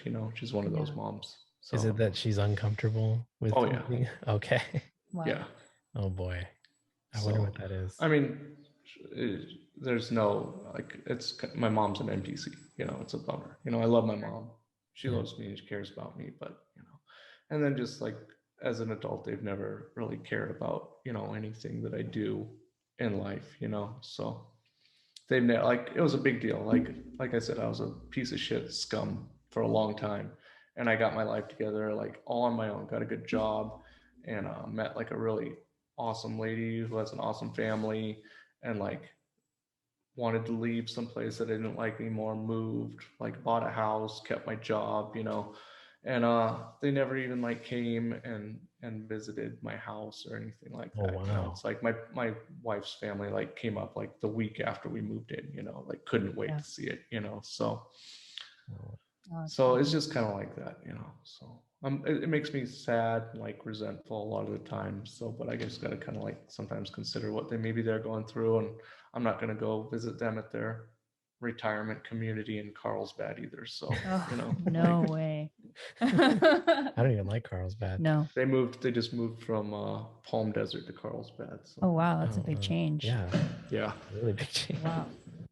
Oh man. But hey, congrats on your recent sober birthday. Yeah. Oh, thank you guys so Awesome. much. Yeah. Yeah, This is 9 it's really years. cool. Yeah. 9 years, man. Yeah. Yeah, that's awesome. No alcohol, no drugs, one mushroom trip. Still keeping my sobriety date, so Nice. Awesome. You did, so you did one mushroom trip. Is that I what did. helped you? Is it what helped me? Yeah. Like, did it No. push you on this path to I getting a homestead and No, I mean I've wanted to Okay. have property for a long time. Since I started doing stuff in my backyard and like, realizing that like Christian traditional family values are like where it's at. I've wanted to get like some more land. And but yeah, my friend had some mushrooms and he grows them, and I asked him if I could have some, and he gave them to me. My wife was out of town for the night, so I ate and ate the mushrooms, and like, was expecting this big experience. And um, I kind of just sat there. I watched Zeitgeist. Oh man. Then I Wow. watched some What, ancient. Zeitgeist on mushrooms? Yeah. Holy shit. I realized that astrotheology is so stupid. And then like I watched Ancient Aliens, Oh man. and like it was so dumb. Like I was just like, this is the dumbest thing I've ever seen. There's no aliens. Like, and then like at one point I couldn't tell the difference between like a reenactment and real. Oh Oh shit. my god. And that Yeah. like made me like start laughing. I thought that was like so funny, and then and then I just went to bed. I had like kind of like a gnarly gross come down, like I was coming down off of cocaine. It Oh, just man. felt like That's rough. gritty and grimy, and I didn't like it. And I was kind of dumb the next day. And like I think what I got out of it is that it's super cliche, but it's just like I'm good. I don't need to do like a bunch of like weird substances to have this existential experience and like figure life out. Like I'm doing okay. Yeah. Yeah. Kind of what I figured out. Like I'm right where I'm supposed to be. Like I love my wife. My dogs are awesome. You know, I'm on the right path. No, that's good. That's so cool. So many people, I know we've done mushrooms. We've had a different experience, but I've had some amazing experiences in the past. I've done mushrooms 100 times. Probably. Oh, okay. For sure. Okay, then I'm like, then we're right on that boat. All right. Yeah. Yeah. So no, that's pretty cool that it seemed like it just kind of confirmed where you feel like you should be. If I could take mushrooms with my wife and go out into the middle of the woods and like walk around and like hold her hand, I'm sure it would be amazing. For you sure. know, but It's like perfect. sitting on my couch, like watching TV wasn't. I wanted to Oh, go. no, I wanted to go outside, but it was like the middle of winter and it was like Oh no. in the low 20s. I was like, oh man, it's way too cold. You know. Oh yeah. So I didn't go for a walk. It is so hard to watch TV when you're on mushrooms. Yeah. Like Yeah, I everything just totally looks so fake. I totally screwed up my like YouTube feed like Oh, no. for like a month. Yeah, we had I think the first time, so that's kind of what kicked us off and what woke us up was mushrooms. Yeah. That's amazing. Yeah. Our first really trip did. and we were just kind of, it was an incredible experience. I had a friend. He's kind of a friend now. I don't really know because COVID kind of, you know how that changes relationships. Oh yeah.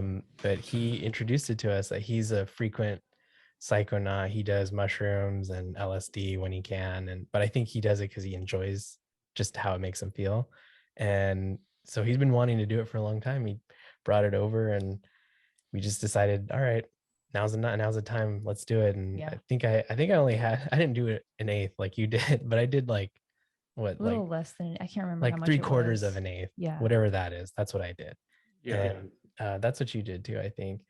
And yeah, we sat, I was on the floor. I laid out on the floor. Yeah, I was on the couch. And we just played music, just listen to music. And we have like a popcorn ceiling. And that's one of the most incredible things when you have a popcorn ceiling and you're on mushrooms, because the ceiling breathes and it moves with the music. Yeah, so trees do that. Yes. Yeah, trees do that. We stayed at an Airbnb up in the redwoods a few years ago, and we were able to do mushrooms and go outside. It was a pretty big property. It was fenced. They had a trail on the property. But yeah, it was like a little mini maze in the redwoods type of property.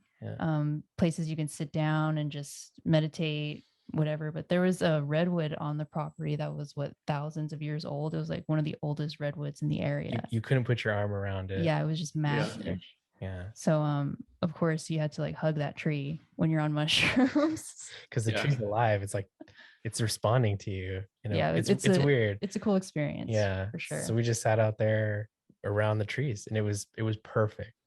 That's exactly how I think you're supposed to do when you do mushrooms. You're supposed to probably go outside. Although the music tripping is pretty fun too. Yeah, not gonna lie. It woke us up, so I can't really say it was a bad idea, because now that got me to question everything. Like after that, I got into like libertarianism, and I even joined the party, and I signed up to be a delegate and everything to go to the like convention in California. Now, how do you feel about it? Fuck that. I don't want to do any of that shit. That party's so fucked. It's like, it's so I don't know dumb. what's going on. Are you keeping up with them, with the Mises? Oh yeah, I follow all that stuff just to watch how stupid it is, you know. Yeah. Just like, yeah, you keep trying. I mean, I'll just keep watching. I don't think I'm going to participate anymore in any of that bullshit. Yeah. And it's like I really respect a lot of the people that are like part of it, but it's like, that's not for me. Yeah. I mean, like I think Tom Woods is cool. Dave Smith, he's cool. Yeah. It's like that's what I told Monica Perez when I went on her show. She was just like asking me about like my journey into agorism. It's just because it's like I'm not smart enough and patient enough to read Man, Economy, and State and like come up with like an intelligent argument that I could go dunk on some like communist like Richard Wolff about it, you know. Yeah. But I can go and I can build a chicken coop and I can like landscape my yard and build raised beds and grow food and like kill chickens and process them. So that's awesome. That's action. That's not talking about it. That's actually doing the things that we're supposed to do. taking control of your life. Exactly. It's being human, because back in the day, our parents did this. They, my grandpa was a farmer. He had cattle, he had, fields of grain, all kinds of stuff, sheep. They grew up pigs, everything, you name it, they had it. Conventional farming, not regenerative, but that's that's the way it is. And I'm sure he wanted my dad to kind of do the same thing, but didn't work out. He ended up going to California, and but now we're back. Now it's like almost like everything's coming full circle, and people are connecting back to our roots as people. Growing your own food is one of the most important things, especially right now. Yeah, definitely. I think we're not. Do you think that the food crisis is going to get worse in terms of prices going up and people not being able to buy their food? I don't know, man. I don't. That's like one of the whole things about like I'm trying to stay out of it. It bums me out to like go and research inflation, and like of course everything's expensive, man. Like everything's so much more expensive right now. It's like noticeably more expensive, everything. And I don't know. It kind of seems like it's the first steps into like having the government take charge and be like, oh, food's too expensive now. We got to give you food. So here's a box of crickets. Like, oh man, here come the bugs. Yeah.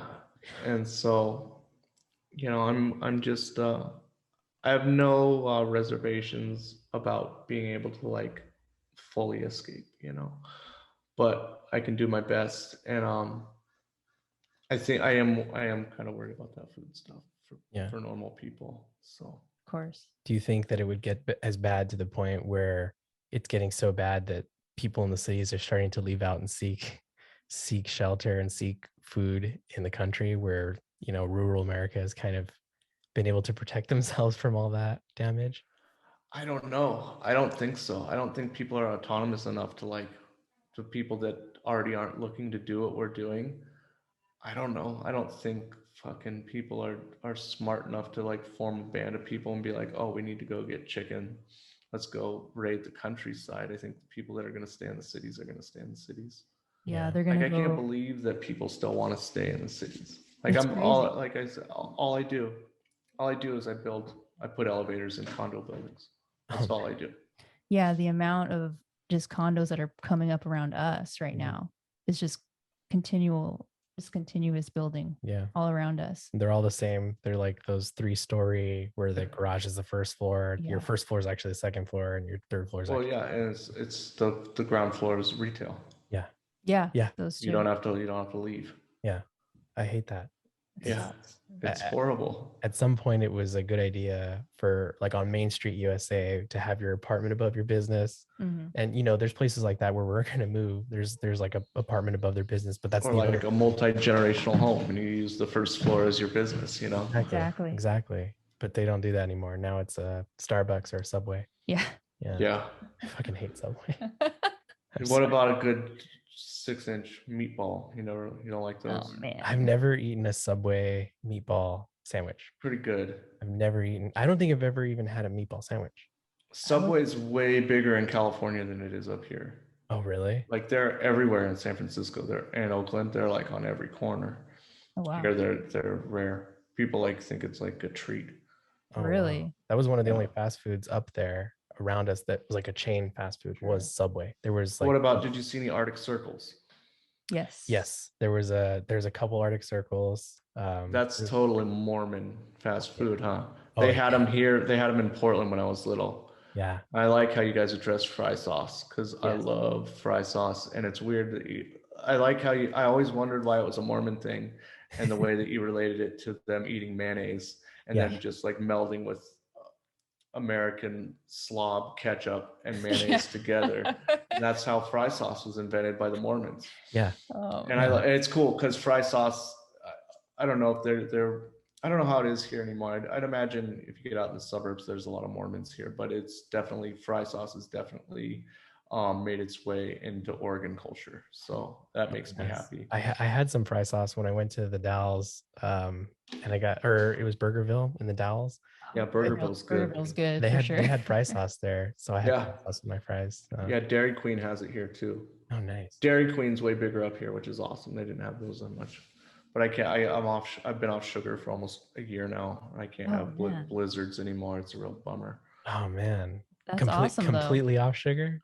Well, I mean, I don't. I fucked my liver up. Like I got sober and then developed a fatty liver, like from eating too many Sour Patch Kids. Oh man. And drinking too much like soda, and so yeah, like I don't eat like any processed sugar or anything like that, but I make like kombucha. Okay. And I'm not gonna like sweat it if it's in like some pasta sauce or something like that, but I'm not like adding sugar to anything or eating refined sugar like intentionally. So no donuts or cakes or no like donuts. That's good. Yeah, it's good. Donuts were my favorite too. So oh man, it's a bummer. I haven't had a donut in a very long time. I love maple bars. Maple bars is my favorite. That was the only thing cool about going to Catholic church, man. Going to mass is like they call it the rectory, which is like where the priest lives, and then it has like a little hall in it. And like I remember I drove past my old elementary school today, and not on purpose, just on the way home, and like everybody would you'd go to church on Sunday, and then like it's like you like all the kids were like standing at the end of the pew like this, ready to go. And as soon like mass is the same every week, so you know when it's going to be over. Mm-hmm. As soon as that last word gets out of the priest's mouth, all the kids like rush to the rectory, and like there was maple bars cut in half out on the plates on the tables, and those were the ones that went the first. And you waited too long, all you got was fucking old fashioned. Oh man. like just glazed old fashioned? No, just the cake ones, just no glaze. The dry ones that you can only eat if you drink coffee, because you can't dip them you can't dip a donut in Tang when you're little, So I don't know. I'm Mexican, so I had coffee when I was younger. I had coffee. That's probably why I'm so short now. Man, I never got into coffee. Yeah. I'm more of a tea person. So yeah, I can't get you to drink coffee. I'll put tons of sugar in it. You won't even have it. Like no. I had coffee like coming out of the womb. They were like, here, cafe. Yeah. Oh man, yeah. That's I actually in high school I wasn't a Catholic. I'm not a Catholic, but I helped them set up for mass because I went to private Catholic school. And I figured. Do you have to go to mass on Wednesday or no, Friday? I went to mass almost every single day. At your school on purpose, or you had to? It was recommended that you go. You don't have to. If you could go to study hall. You could go to study hall. You could also do sports, and I'm not athletic, so so I couldn't really do sports. And they didn't have like an exemption for if you went to band, and I was musical. I went to band. I was a band geek, but they didn't have like that exemption that if you went to band, you didn't have to go to mass. So I figured, well, if I hang out in the back and I set up for mass, there's wine. So, you have free access to wine all the time. It's not blessed. It's just the jug that they give you. But when you're young, wine is you don't have easy access when you're this short, you go to the liquor store, fake ID, they'll take it right from you, So, hey, there you go. You get free alcohol. And the priest didn't molest me. So yeah, you got lucky. You're a little guy. You got lucky. Oh man. Sometimes I wonder, I'm like, man, because I heard you talk about how you were so close to I was like one degree away from it, like by like 10 different people. Yeah, but I think that's how everybody was that grew up in the 80s. So yeah, it might have been like that. Crazy. I'm glad. Does you ever hear that Dave Chappelle joke where he's like, everybody got molested in the 80s, or he's talking about the kids that got molested by Michael Jackson. He's like, at least they got molested by Michael Jackson, Yeah, at least they got something. I got molested by my uncle, They got to go to Neverland Ranch. I just had an awkward Thanksgiving, Oh shit. So good. I didn't hear that one. Oh shit. Yeah. Oh man. Oh man, I'll have to listen to that one. Is that his Netflix special? I can't remember where I heard that one, but it's a good one. Funny. Oh man. Yeah. I guess maybe I just wasn't an attractive kid. I don't know. But I always asked a lot of questions in school, and the teachers didn't like me. Well, a couple. They want the quiet ones, man. They really like those Yeah, ones that like to like sit in the me. front. Because Yeah, you would have me. asked, You're you kinda would have like asked somebody, was Father Joseph supposed to, you know, Exactly. you know, you had good parents. Yeah, my parents always said if somebody touches you in a way that makes you feel uncomfortable, you punch them in the fucking face. So, Yeah. I mean, my mom never told me to start a fight, but if somebody's starting a fight with you, you end the fucking fight. And if you don't end the fight when I get home, my mom will kick my ass. So, it's just, to me, it's like, okay, I'm not a fighting person, and I don't molest me. Basically, those are my two rules. Leave me alone. And don't molest Yeah. Yeah. No molesta. me. Oh man. Oh, well, do you have any questions for Adam? No, I think we've taken too much of your time, Adam. I had a great time, guys. I could go with you guys for forever if you wanted to. So this is Yeah, fun. I had a great Awesome. time. Did you have any questions for us? Did you want to talk about anything else? Well, I mentioned this to my wife earlier. I heard you guys talk about your 2-year timeline. Mhm. Yeah. I guess think you guys should bump it up. You guys should bump Really? it up. I think it's now or never. Really? Oh, man, dude. You guys own your place. You know, The market's fucking nuts right now. I just Yeah. sold my house for 1.5 what I bought it for 3 years ago. Oh shit. That's what And it went that's for what we're hoping for. $60,000 over asking price in 2 days. That's You kind of what we're know, hoping for. And what if it falls out? yeah. Yeah. And there's always like a perfect time to do everything. And then there's always like right now, you know? It's true. Yeah. Damn. So I'm not telling you to do anything, and I understand your job situation. Yeah. I mean, with my job, they seem to be really cracking down on this vaccine shit. Mm. And I'm not going to comply.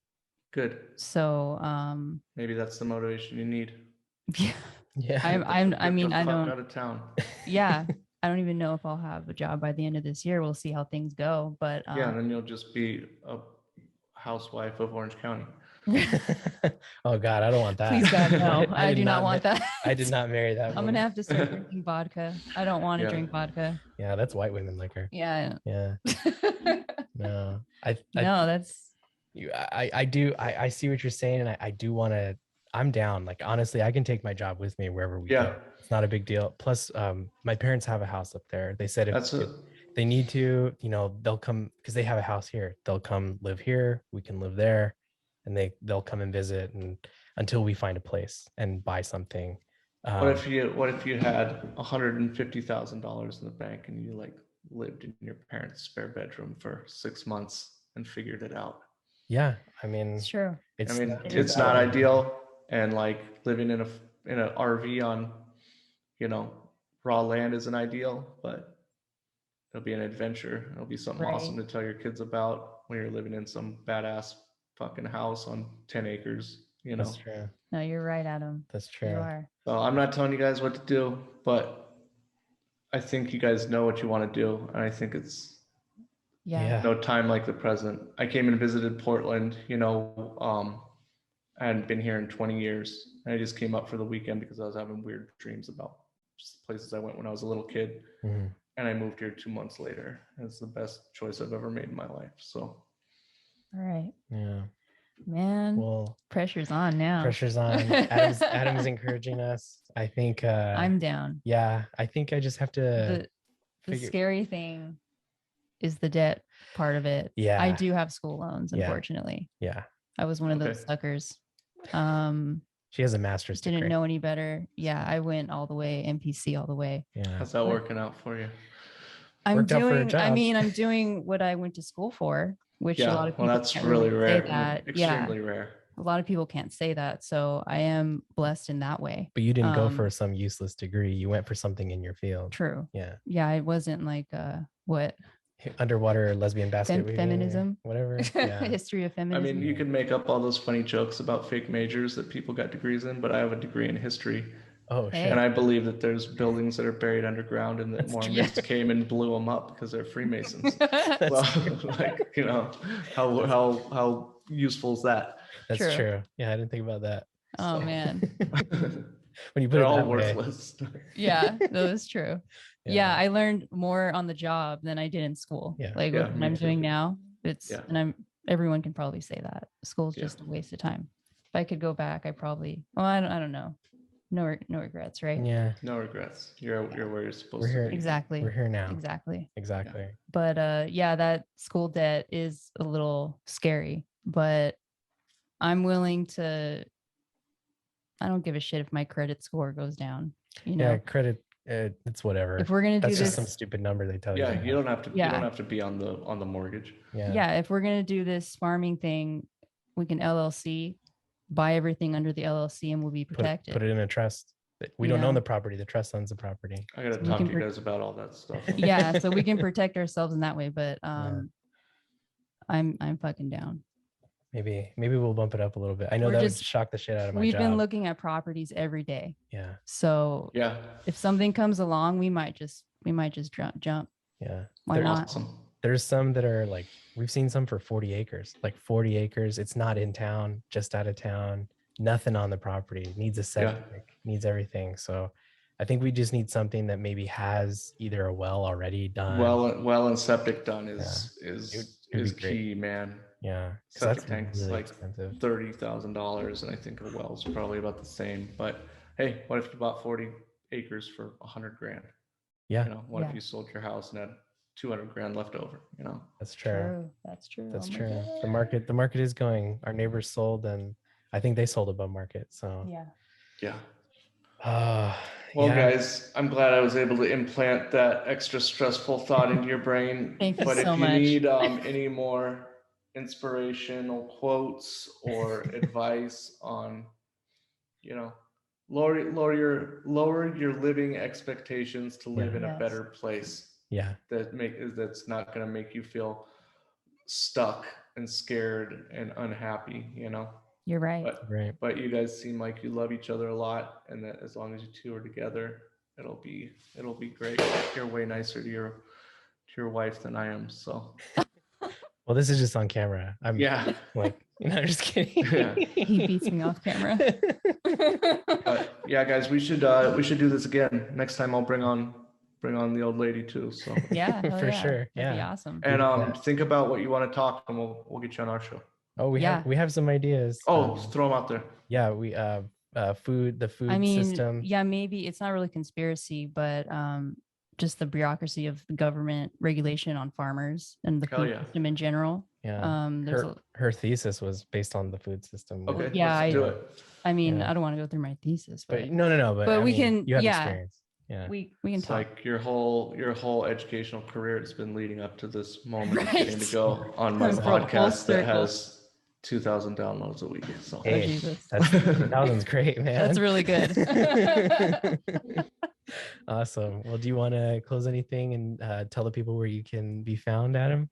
yeah, guys, I have a podcast called Debra Gets Red Pilled. I usually do 1 or 2 episodes a week. It's about 1 right now because we're doing all this moving stuff. But it's my mother-in-law and I. I'm telling her about the way stuff really works, and I've got some great guests on. And find us on Twitter, and you can email us at debragetsredpilled@protonmail.com. And yeah, any place podcasts can be found. We're on YouTube and stuff. So Yeah, and they have get some at us. We really- love hearing from everybody. And yeah. Yeah, and they have some really cool merch. Yeah, we also. just bought a couple shirts. Yeah, Oh, which ones do you get? The bottle of pills or the Tartaria ones? I got the bottle of pills, and I got the Cool. Tartaria. but I'm Yeah. probably Awesome. gonna get a Tartaria one too because Tartaria is awesome. Yeah, I'm gonna make some. Unabomber ones soon. So. Oh, nice. Nice. Maybe I'll wait and then Yeah. I'll get them both at the same time. Okay. Yeah. It's awesome. Thank you so Awesome. much, Thank you, Adam. Adam, For, for Yeah, thank you guys. This chatting. was tons of fun. I'll come on anytime you want me to, and if you guys need help getting guests, if you want to do that more, let me know, and I'll try to help you as much as possible. But Awesome. also just reach out to people because everybody in our little community is really nice, For sure. and I'm bummed we didn't get to talk about sealed indictments and all the big stuff that was going to happen Oh, this week. But man. maybe we can talk about that one next time. Maybe. The arrests are coming. Yeah. Awesome. Well, I appreciate you coming on, Adam, and we'll talk to you another time, and we'll talk a little bit after this, but appreciate you. I Yeah. Right on, guys. Stay in touch. Yeah, For for sure.